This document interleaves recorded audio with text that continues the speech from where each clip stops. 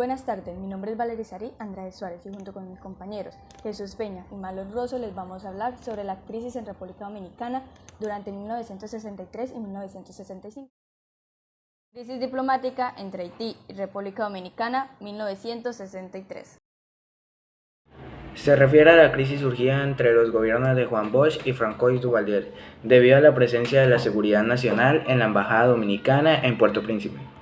Francois Duvalier creó este grupo tras haber sufrido un atentado contra su vida en 1958, inspirado en las camisas negras del fascismo italiano.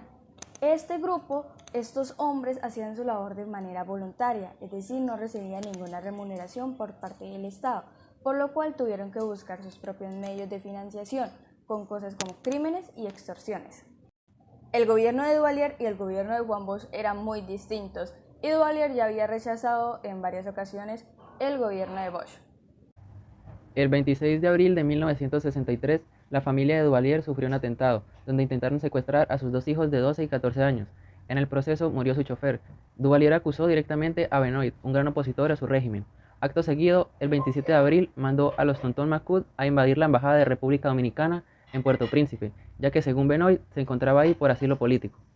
Rápidamente la familia de Benoit fue a refugiarse en las embajadas de Argentina y Venezuela, pero su mujer, la cual estaba embarazada, se refugió en la de Ecuador, en donde en medio del ajetreo dio a luz a su segundo hijo.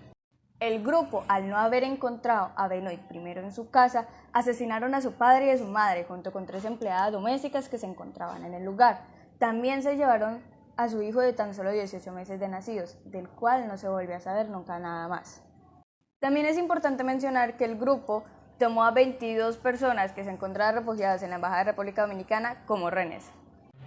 Finalmente, la OEA intervino y República Dominicana acusó a Haití de cometer actos violentos que ponen en riesgo la paz del hemisferio. El 29 de abril todos los periódicos estaban a favor de República Dominicana y desaprobaban la actitud de Haití. Finalmente, el Consejo Permanente condenó la actitud de Haití con 16 votos, mientras que Colombia prestó su embajada para los 22 refugiados en los que los exiliaban. A raíz de todo esto, casi hubo una guerra entre estos dos países y quedaron con una tensión constante, como también 5 muertos y un desaparecido. Golpe de Estado contra el gobierno de Juan Bosch. Este funesto acontecimiento fue encabezado por el coronel Elías Güesing y sustituido por una junta militar de 3 hombres, presidida por Emilio de los Santos. Este hecho afectó el proceso democrático que pensaba vivir el país, abortando así la vigencia de una constitución progresista, basada en las libertades y justicia social. El profesor Juan Bosch encabezó el primer gobierno democrático luego de la dictadura de Rafael Trujillo. Sin embargo, su mandato fue muy breve porque las medidas de corte liberal que fue tomando afectaban los intereses de sectores poderosos. Este suceso comenzó a hacerse evidente el 20 de septiembre de 1963, cuando los grupos empresariales convocaron una huelga general que paralizó el país por 2 días. Esta huelga fue interpretada como una señal para los militares de que habían llegado a la hora de realizar el golpe de Estado que habían estado planificando. Las consecuencias para el pueblo dominicano no se hicieron esperar. El caos y la incertidumbre se adueñaron de las calles, y los militares con armas en mano se apoderaron del ambiente. La escogencia del triunvirato y luego de la conformación de los consejos de Estado degeneró más tarde, en 1965, en la gesta de abril, tras un llamado radial del Partido Revolucionario Dominicano, reclamando la vuelta al poder del profesor Juan Bosch, quien se encontraba en Puerto Rico. Poco después, la segunda intervención norteamericana de la República Dominicana en el siglo XX, con el arribo de 42.000 marines en el puerto de Santo Domingo, inicia la Guerra de Abril. Debutan 2 hombres históricos, coronel Francisco Alberto Camayo y el coronel Rafael Fernández Domínguez. Guerra Civil Dominicana de 1965. Este suceso es conocido por varios nombres, como Guerra de Abril, Revolución de Abril o Revolución del 65, y tuvo lugar el 24 de abril y el 3 de septiembre de 1965. Inició cuando derrocaron a Juan Bosch de la presidencia. Donald Rey Cabral, quien conformó el segundo triunvirato, iniciando una campaña contra los así llamados rebeldes constitucionalistas. Alegaciones de desviaciones comunistas conllevaron a una intervención estadounidense en el conflicto, que después se transformó en una ocupación de las organizaciones de los Estados americanos en el país. En abril de ese año, una nueva constitución garantizaba los derechos civiles e individuales y respaldaba el control de los militares. El nuevo documento otorgaba libertades que nunca se habían conocido en el país. Se declaraban algunos derechos laborales, así como sindicatos. Fueron tomadas también en cuenta las mujeres embarazadas, personas sin hogar y muchas más minorías, y otros grupos que antes no se visibilizaban ni tenían tantos derechos. Las personas terratenientes reprocharon esta nueva constitución, al igual que la Iglesia Católica, por haber legalizado el divorcio. La jerarquía, junto a la cúpula militar y la élite económica, también temían la influencia comunista en el país y advirtieron de la posibilidad de otra Cuba. El resultado de esta preocupación y la oposición fue dar un golpe militar el 25 de septiembre de 1963. Vanguardia de la Revolución de 1965. Los PRDistas, miembros del PRD, el Partido Revolucionario Social Cristiano, PRSC y otros partidarios de Bosch se llamaron constitucionalistas, en referencia a su apoyo a la Constitución de 1963.